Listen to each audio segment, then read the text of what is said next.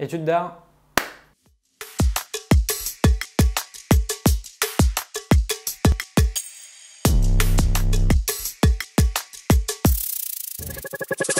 Bonjour, je m'appelle Paul, j'ai 21 ans, je suis originaire de Martigues.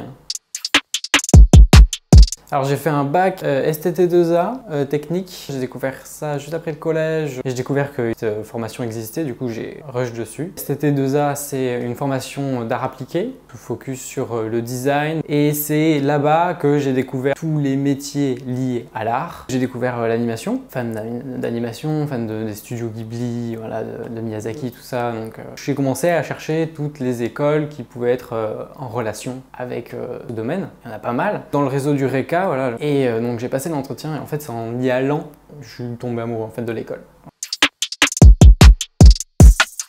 C'est le bac, n'importe lequel, et surtout un dossier graphique, un book.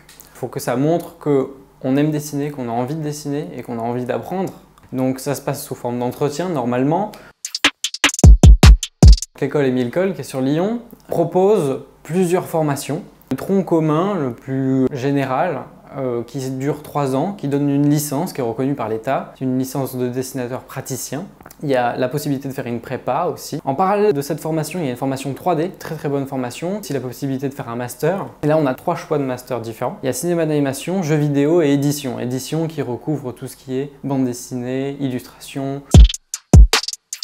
Oui, alors le stage, il intervient du coup en 3e année. On doit faire un stage de 2 mois, donc il n'est pas rémunéré. Le dernier stage pour les études supérieures, donc pour le master, en fin de 5e année, on a un très gros stage à réaliser de 6 mois, pour le coup rémunéré dans une grande entreprise si possible.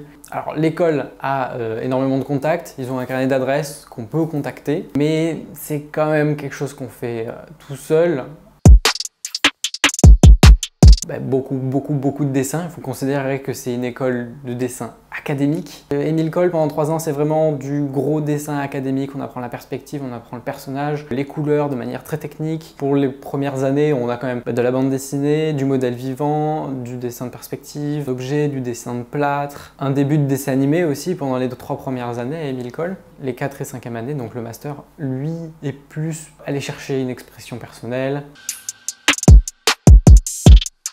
Donc on peut être illustrateur pour le jeu vidéo, pour les jeux de société, graphiste, on peut s'engager dans le dessin animé en tant que décorateur au niveau du dessin de décor. Pour trouver vraiment une place de réalisateur dans le dessin animé ou s'engager dans le jeu vidéo, la filière tronc commun d'Émile Coll donne pas énormément d'armes. La filière 3D propose beaucoup plus pour le débouché professionnel, parce que la 3D c'est demandé partout. Ça c'est une des formations qui propose le plus rapidement des débouchés concrets à la fin de l'école. Pour les masters, là par contre, on a des armes beaucoup plus solides, s'engager dans le monde professionnel. On prétend à être des réalisateurs de films d'animation, donc on devient des très bons dessinateurs de dessins animés. Donc en jeu vidéo, pareil. Et en édition, on peut vraiment prétendre à aller vers des maisons d'édition et proposer des projets pour se faire éditer.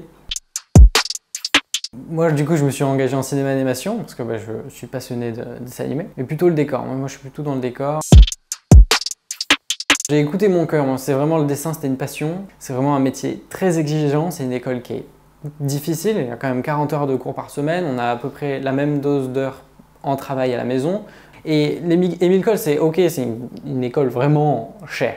Il y a des bourses, des prêts, l'école a un système de bourses qui aide les élèves qui sont vraiment en difficulté. Si on a un rêve, il faut essayer d'y aller le plus possible.